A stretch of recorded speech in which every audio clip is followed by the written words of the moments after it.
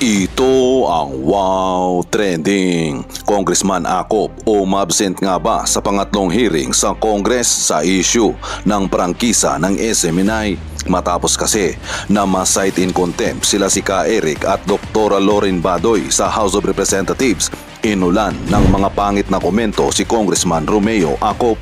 Ito ay matapos na pinagtulong-tulungan nila na makulong sila si Ka Eric at Dr. Loren Badoy sa House of Representatives sa pagtatanong sa travel expenses ni Tambaloslos na umabot daw sa mahigit na 1.8 billion pesos ang nilustay nito sa taong 2023. Kung dati ang mga netizen ay napabilib kay Congressman Romeo Acop sa talino nito at sa galing mag-imbestiga lalo na sa mga isyu ng mga tiwaling pulis na sangkot sa mga kalokohan partikular na sa droga, ngayon inulan ng pangit na komento si Congressman Romeo Acop.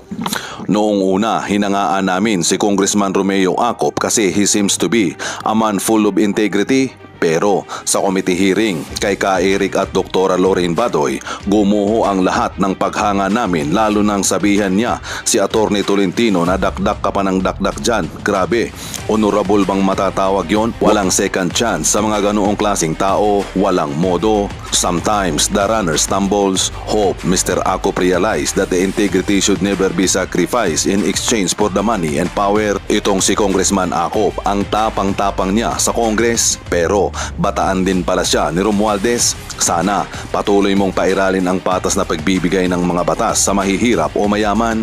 Congressman Acop lost his credibility. Wrong move in his miscalculation was witnessed by millions in primetime national TV. Sayang, mabango na sana ang pangalan niya.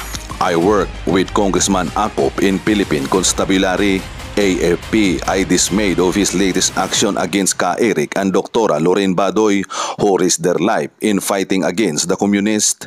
Makakapagbago pala ang pera sa karakter ng isang tao tulad ni Congressman Acop. Sayang ang talino niya, nadala sa pera, nawalan na ako ng gana, hiniral pa naman siya. Hinangaan ko si Congressman Acop noon pero ngayon hindi na. Makikita mo ang tunay na may prinsipyo, overact sila sa mga sinasabi ni Ka Eric na kuryente ba sila? FL Kakako.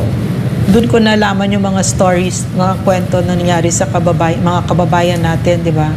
Yung sa mga katutubo natin kapatid, yung mga sundalo natin na maraming kabayanihan na ginawa, no, na and that office really transformed me, na it really changed me na ganito pala yung nangyari sa atin, no? Grabing panggagahasa na ginawa ng CPP, NPA, NDF na pag nagsanib puwersa pa ng mga politikong walang prinsipyo at tunay na pagmamahal sa bayan, kawawang-kawawa tayo. Kawawang-kawawa ang pinakamaliliit sa atin. Kasi yan ang tinarget nila, yung mga nasa gidas, malalayong lugar. Parang mga tsinelas lang yan na pinagpapatay nila. Yan, sa harap nila, papatayin yung tatay. Ganyan lang, oh. Ganyan lang. Binabaril lang ganyan ng CPP. Tapos agad-agad para lang mga tsinelas yung mga anak ng mga IPs, mga kapatid nating katutubo, nagpinagpupulot. Tapos dadalhin sa kung saan para may hawak na pang-protesta, dadalhin sa Europa. Hinahanap sila na nababaliw yung mga magulang nila. May mga magulang na namatay, kakahanap ng mga anak nila. Ganyan ang ginawa ng mga yan.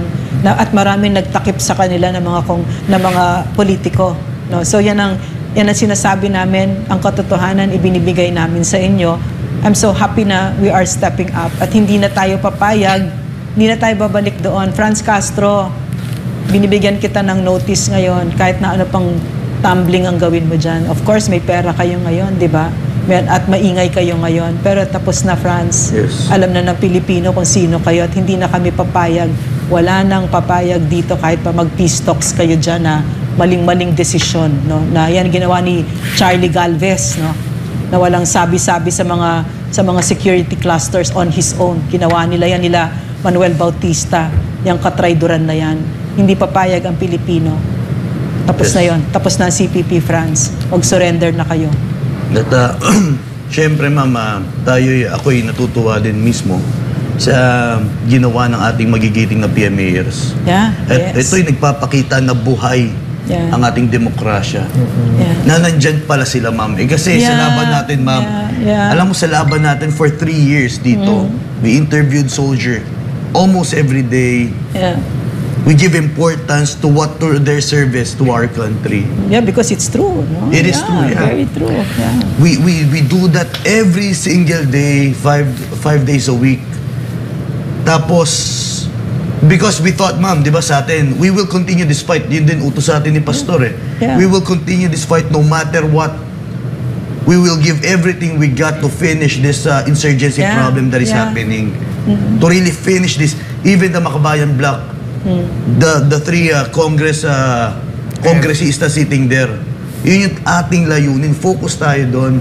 And we thought that, eto na ang ating, this is what we can do eh. Giving information, spreading information, di ba? And now we are reaping what we saw before. See how many party list na napabagsak natin. Question na, Angel, pwede ba ito? Kasi malamang 2025 wala na yan sila Franz Castro, di ba? Nasa Carriedo na sila. Pero pwede silang mag-consultant dito sa mga kongresista na walang prinsipyo. Di ba? Pwede yan, ma'am. And they can still harm us that way. Kumbaga kasi nakita ko yung formula nila eh. Kasi sa UP ganyan. Dati Anak Bayan, LFS, ganyan sila noon, no? Tapos ngayon, pumapasok na sila nandiyan na sila sa Student Council. Tapos napasok pa nga nila yung college organization ko, no? Yung UP Mountaineers na ginalit sa akin, no? So, at saka marami silang pinasok na ganyan na mga na hindi naman hindi CPP created na mga organizations katulad ng Anak Bayan, LFS, CEGP, NUJP, hindi pala created ang NUJP, co-opted, NUPL, etc., di ba? So, ibon, no? Pero dahil nandun sila sa leadership positions, meron sila pa ring masasaktan pa rin nila tayo. Di ba katulad, kunyari, for instance, para maliwanag lang, kung bakit maliwanag na ang ilalagay natin sa pwesto ay yung hindi nakikipagkaibigan sa CPP, NPA, NDF. Kasi, tama ba yun, Angel? Pwede silang wala na sa 2025, pero nandyan sila as a consultant, nandyan sila as chief of staff ng... Yes, ma'am. Pwede po silang maging consultant. Kasi, hindi lang naman matatapos na porque hindi na sila sa Congress, wala na sila, wala na silang magiging impluensya. Pwede silang pa rin, ma'am. Tuloy pa rin yung trabaho ng alliance building. Sa loob o sa labas ng Kongreso gagawin nila yan. Kasi kung talagang yung actual recruitment talaga paiiralin, hindi naman sa Congress nire-recruit yan. Kung saan din sila uuwi, saan sila community, anong distrito sila nakapaloob. So, yun po yung yun pa rin yung gawain na yan na alliance building, infiltration, tuloy-tuloy po yan. Hindi yan susukatin na hanggang pag-congressman ka lang o nasa party list ka lang. Hindi po. Yan po ay talagang matagalang trabaho ng tinatawag natin ng mga urban cadre operators sa white area ng CPP, ng NPA po. So, gusto ko sabihin na kasi marami akong kilala dyan sa Kongreso, Franco, Angel, mga kababayan, no, na sure ako talaga mahal nila ang Pilipinas. Sure ako dyan. At saka yan ang mas nakararami. Kaso, nandyan yung tatlong yan at ini-influensya niya. In fact, during the franchise hearing, ang ganda-ganda nung franchise hearing na yon. May mga positive parts ako na nakita doon. No? Nung tinanong ako, I think that was Congressman Tambunting who asked me, sino ba yung party list na yan na sinasabi mo? No? Tinanong niya. So sinabi ko, ang Makabayan Bloc ay CPP, NPA, NDF. Kung sinabi ko ito 4 years ago, naku Mariose, parang sinabungan ka ng bomba nun. Diba? Parang talagang puputaktihin ako. Which is what happened. Pinutakti ako nung sinabi ko yun. Pero sinadya ko yun kasi gusto kong masabi yun. Pero nung time na yun, si Chair, I don't know if it was Chairman Gus Tambunting, but it was somebody who asked me na sinabi ko in front of everybody, in front of the camera, in front of the members of the Committee on Franchise na ang Makabayan Bloc ay CPP, tinanggap nila. No, so alam nila sa mga kababayan. So maliwanag tayo na iisa lang ang kalaban natin dito at yan ay ang CPP, NPA, NDF. So kung meron man kaming disagreements nila Chairman Gus Tambunting, I am confident pwedeng pag-usapan yan. And we can meet our shared ground kasi merong shared ground yan. Pero pagdating dyan sa CPP, walang shared ground dyan kasi ang gusto nila pabagsakin ang gobyerno from within. In fact nga, nilaglag nga nila yung mga nasa committee, sa franchise committee. Nilaglag nila kasi ngayon ang taong bayan galit sa kanila galit sa mga franchise committee members, pero hindi sila ginalaw. Hindi sila na-mention. Di ba? Ginawang takip. No? Kaya nga ma'am, hindi nila nakita yung laro ng na ngayon, nasalang yung credibility nung halos committee na yun di ba? Yeah. Kung saan sila papanig, hindi nila nakita yung laro na nagamit lang sila ng CPP, no? Sila yung naging sila yung naging bosses ng CPP nung mga panahon na yun Yeah. So ginit-git sila, kaya nga nakikita ko nung time na yun, siguro after nung mga ginawa nilang decision, na pag-isip-isip nila sa bandang huli na mukhang may mali tayo dito, no? Parang ngayon, ang problema, paano mo babawiin yung ginawa mo? No? Ay nalaman na ng maraming tao na yung nakaalam, kaya nga nagbunga yung decision na yan, na ito yung paglabas ng manifesto ng mga PMAR natin, yung mga pagkilos na ginawa ng mamamayan natin, hindi lang dito sa Pilipinas, pati yung mga kaibigan natin, OFW, na napaabutan na natin ng tunay na mukha ng komunistang teroristang grupo. True. Ito na yung sana ang nangyaring ito ay magsilbing leksyon sa lahat ng politiko, siyempre. Na wag tayong maniwala sa kahit anong sasabihin ng CPP, NPA, NDF na nandyan sa Kongreso. Wag na wag.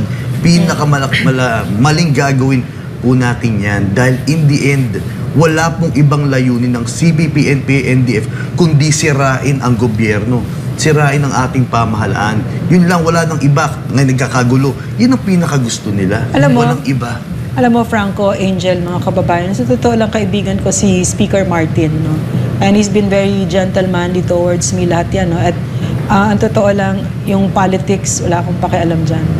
Wala akong interest dyan. At saka naiintindihan ko dahil galing ako sa pamilya ng mga politiko. Tatay ko kongresista din, mga atitos ko, mga mayor, mga ganyan, di ba? So, naiintindihan ko yon. Naiintindihan ko yung kung may ambition siya or whatever, kaya yun, wala akong pakialam doon. Pero yung naawa talaga din ako talaga sa kanya kasi ginagamit siya ng CPP, tapos akala niya meron siya nakukuha dito, pero sobra siyang talo dito. No? So, yun ang gusto kong sabihin sa ating mga kababayan, na ang maliwanag tayo dito na ang kalaban natin CPP. Tapos yung mga kongresista, batikusin natin kung meron tayong criticism, pero wag natin iisipin na kalaban natin sila kasi meron talaga yung shared ground. Meron tayong, alam ko maraming galit na galit, for instance, kay Benny Abante, no? Kay Romeo Acop, no? Pero meron silang ginawang mabuti sa bayan. Sila Franz Castro, wala. Sila Raul Manuel, wala. Mga Arlene Brosas, wala. Mga top recruiters yan, ang mga anak natin. Correct ka dyan, ma'am. Ang mga mababatas na to, wala namang ibang inisip yan. Talaga maglingkod sa ating bayan. Sa ikakabuti. Meron din yan. Meron yan. Yun naman talaga ang kanilang layunin. Kaso lang, pag pinapasok na talaga ng salot na CPP, NPA, NDF, nasisira. Tignan mo na lang nangyari, di ba? Like kung ating babalikan sa ating, yung nakaraan pa sa ating vice presidente sa kanyang budget, tignan mo kung paano manghimasok ang CPP, NPA, NDF doon. Kung paano niya balakurain. Diba? Ang layunin ng ating vice presidente na ikakaganda sa mga kabataan, diba? Pinipigilan nila lahat 'yon. Ang ROTC pinipigilan nila, ang NTFL napakalinaw naman kung ano yung gusto ng ating mga kababayan. Kaya maling-mali po. Kaya muli, isa po to, sana yung maging leksyon na ito sa bawat Pilipino, na wag po tayong makikipag-alyansa o makikipag-usap sa mga miyembro ng CPP, NPA, NDF. Correct. Dahil sa huli, kayo ay magsisisi. Tsaka kumbaga, sa madaling salita, pagdating sa CPP, NPA, NDF, para sa mga politiko, kausap ko yung CPP na yan, huwag tayong magpolitika dyan. No? There are other issues na pwede natin gamitin, pero pagdating sa CPP, dapat magkaisa tayo dito. Correct. Dapat, this has to be beyond politics. No? Kasi ang pinag-uusapan natin dito, ay ang pinakamahalaga sa atin, ang mga anak natin, at ang demokrasya ng Pilipinas. So dito tayo, this is our shared ground, Mr. Politicians, Mr. and Miss Politicians. Our shared ground is kaaway natin ng CPP. Yes, ma'am. At saka tandaan po natin yung sinabi noon ni Joe Masison, to destroy the government, join the government. So nandyan sila kasi gusto nilang sirain ang ating gobyerno. At saka parang naalala ko noon, parang yung henyo nitong mga sinungaling na ito is how they can dahan-dahan kanila i-co-op. Nangyari yan sa akin sa DSWD, na ang secretary ko noon ay si Secretary Judy Taguiwalo na talagang minahal ko siya, na talagang honestly, no? Kasi napakagaling talaga. Napakagaling talaga nung pagdahan-dahan sa akin. No? So, yun yung, doon ako natatakot sa mga kongresista kasi nga it's a collegial body, di ba? So, araw-araw, parang country club yan eh. Nakikita sila, inom sila, at dinadahan-dahan kayo at kinakaibigan kayo para magamit nila kayo. So, you have to watch your heart. So, doon mo nakita, ma'am, yung process of kinukuha mo na yung tiwala mo, yung trust mo, no? Pagka nahulog ka ganda na doon sa mga kanta, yung mabulaklak na mga pagsasalita. So pag nahulog ka doon sa patibong, start na po iyon. To influence, unang-una yung utak mo talaga yung i-influensyahan. Yung mga indoctrine na ipapasok na yan, totally mararamdaman mo na iiba ka na, naiiba na yung pananaw mo, nagagalit ka na. Yun. So that's the recruitment. At yung nangyari nung itong nakaraan, nandun sila sinusunod na nila yung step by step of recruitment no? Kaya nga lang dahil na nagkamali ang decisions, no? Yung ipinakita nilang drastic na decision kay Ma'am Lorraine at kay Brother Eric, doon sila naputol. Sabi nila, umalma ang sambayanan. No? So,